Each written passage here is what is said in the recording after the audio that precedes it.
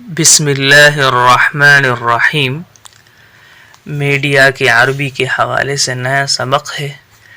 ایک اچھی خبر ہے الجزیرہ کی. عبارت سنیں، اس کے بعد انشاءاللہ مفردات کی تشریح ہوگی اور آخر میں ترجمہ ہوگا. اردوغان دعا لمعاقبة إسرائيل على انتهاكاتها. أردوغان يقول إن قرار العدل الدولية بشأن الاحتلال الإسرائيلي للأراضي الفلسطينية يجب أن يشكل صحوة دولية. انتہاک کہتے ہیں خلاف ورزی کو، اور انتہاکات بہت ساری خلاف ورزیاں.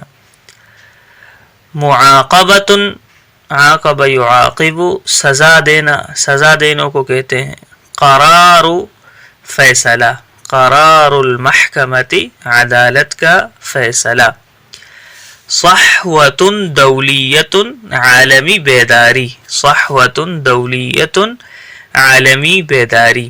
اب ترجمہ سنیں، بہت ہی آسان اور اچھا ترجمہ ہے. انہوں نے مطالبہ کیا کہ اسرائیل کو اس کے خلاف ورزیوں کی سزا دی جائے. اردوغان کا کہنا ہے کہ فلسطینی علاقوں پر اسرائیلی قبضے کے حوالے سے عالمی عدالت انصاف کے فیصلے کے بعد دنیا کو بیدار ہونا چاہیے. بہت اچھی خبر بھی ہے، اچھے مفردات بھی ہیں.